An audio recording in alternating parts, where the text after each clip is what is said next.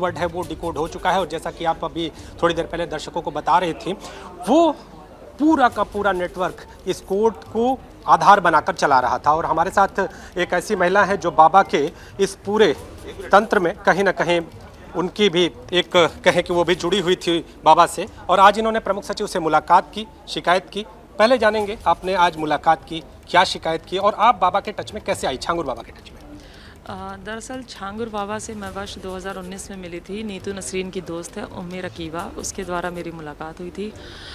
तब मैं मिली थी उनसे। और मेरे पास जो बंदा आया था वो अमित उर्फ अबू आमिर अंसारी आया था।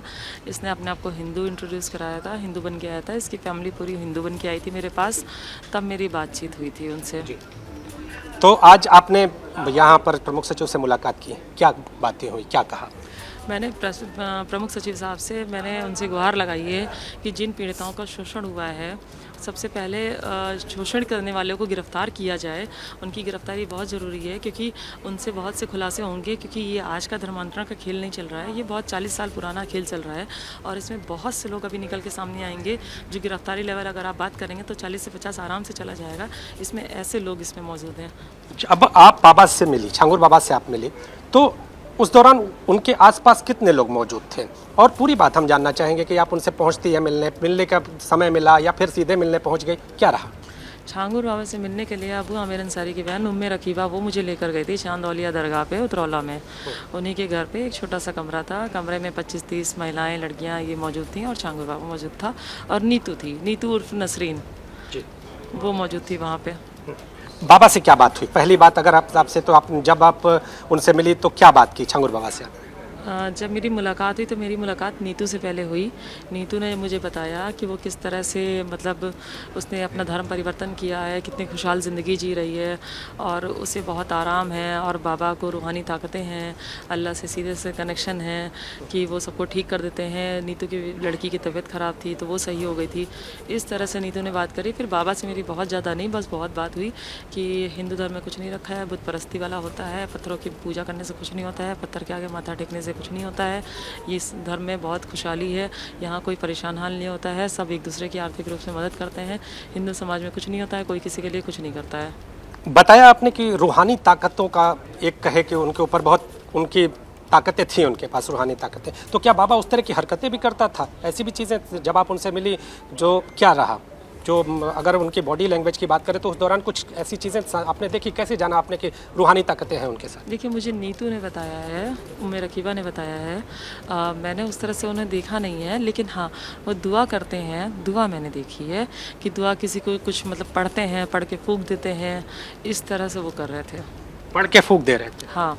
अच्छा, एक और चीज़ जानना चाहेंगे, आमतौर पे जो महिलाएं थी उनकी आर्थिक स्थिति क्या थी और आप उनसे जुड़ी तो उस वक्त क्या आपको कोई लाभ हुआ, लाभ समझ में आया या क्या रहा?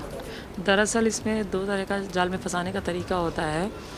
एक प्रेम जाल द्वारा, एक आर्थिक रूप से, दो तरीके से फंसाते हैं। और इनके गैंग के सक्रिय सदस्य होते हैं, वो काम करते हैं, ये खुद नहीं करते हैं, ये करवाते हैं काम को। जो इनके सक्रिय सदस्य होते हैं उनको ये कहते हैं तुम्हें ऐसे करना है, वैसे करना, जो भी उनसे बात होती है वो इंटरनल इस तरह से काम होता है। ये गैंग का सरगना है। सक्रिय सदस्य अभी भी बाहर घूम रहे हैं, आज भी वो अपने काम को अंजाम दे रहे हैं, आज भी वो अपना काम कर रहे हैं। आपके घर में कितने लोग थे? नहीं, मेरे घर से क्या ताल्लुक है इस चीज़ का? तो आपने चूंकि जिस तरह से उनका जुड़ाव था, तो आप फिर आपकी एक कहे कि अपनी मानसिक स्थिति क्या बनी मिलने के बाद? देखिए, मिलने के बाद बहुत मेरी अजीब सी स्थिति थी, मैं बहुत परेशान हुई, डिस्टर्ब हुई। फिर अबू आमिर की जो माँ हैं सईदा खातून, इन्होंने मुझसे कहा कि कोई कार्रवाई करोगी, अगर तुम एफआईआर दर्ज करोगी तो तुम्हारी बदनामी होगी, तुमको तुम्हारा ही समाज मतलब बदनाम कर देगा और बहिष्कार करेगा तुम्हारा, और कोई तुम्हारी सुनवाई नहीं होगी, परेशान हाल रहोगी। यहाँ पे रहोगी तो तुम अपनी आस्था के अनुसार रह सकती हो, तुम्हें कोई ज़ोर ज़बरदस्ती तुम्हारे साथ नहीं की जाएगी। यानी इस्लाम कबूल न करने पर धमकियों की भी बात आती थी, इस तरह से कहा जाता था कि भाई मानसिक तौर पे कि अगर ऐसा नहीं करते हो आप तो आप परेशान रहोगे। बिल्कुल, बिल्कुल ऐसा होता था। और इनका काम ही है हिंदुस्तान को इस्लामिक राष्ट्र बनाने का, इनका मोटिव ही यही है। अगर आप बात करेंगे, अभी भी जनसंख्या नियंत्रण पे रोक के लिए कहा गया, हम दो हमारे दो, लेकिन इनका कहना है कि चूँकि ऑपरेशन में 3 से ज़्यादा बच्चे हो नहीं सकते तो हम दो हमारे 3 पे चल रहे हैं। तो इसके अलावा अगर हम और भी चीज़ें जानना चाहें कि जैसे आप उनसे जुड़ी तो क्या कुछ पैसे वैसे भी उन्होंने कहे कि पैसे भी हम देंगे, या पैसे की बात कहाँ से?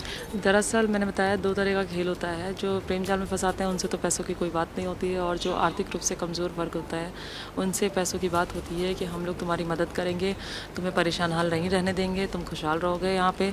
इस तरह से उनको आश्वासन दिया जाता है। लेकिन अगर बात करें जो फ़ंड आता है, तो फ़ंड किसी पीड़िता को नहीं दिया जाता है। फ़ंड का जो रहता है वो गैंग के जो सक्रिय सदस्य हैं जो इस काम को अंजाम देते हैं उनको मिलता है। जैसे सपोज दैट कोई भी बीमार हाल या परेशान हाल आर्थिक रूप से कमज़ोर उनके पास अगर चला गया तो फट से वो उसको 1000, 2000, 500 रुपये जैसे जो हुआ तुरंत दे देते थे कि ये मदद दिखाने के लिए देखो हम लोग तुम्हारी मदद करते हैं, जो कि तुम्हारे समाज में मदद नहीं की जाती है। एक और चीज़ जानना चाहेंगे कि जब आप कमरे में पहुंची तो उस दौरान बाबा के इर्द गिर्द कौन था? छांगुर बाबा के इर्द गिर्द कौन था? कितने लोग, अगर संख्या की बात करें तो दाहिने और बाएं तरफ कितनी संख्या थी? और बाबा का आसन लगा था या बाबा ज़मीन पे था, क्या था? बाबा का आसन लगा हुआ था। 25-30 महिलाएं, लड़कियां थीं उसमें, और नीतू नसरीन ही उनके बगल में थी, और बाकी लोग बाहर थे। मतलब जो आदमी थे जितने, बाकी बाहर घूम रहे थे। वहाँ पे सिर्फ अकेला बाबा ही था। एक और चीज़ कि जिस तरह से बाबा मोटिवेट करता था, बाबा बोलता था, उनके जो शागिर्द थे वो बोलते थे, तो कितने लोग आपके, अगर जिस तरह से उस पूरे कमरे की बात कर ले तो उसके अलावा कितने लोग लगभग संपर्क में अभी भी?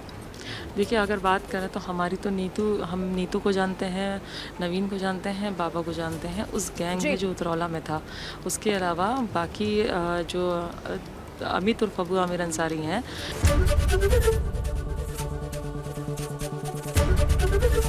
एबीपी गंगा, खबर आपकी, जुबान आपकी।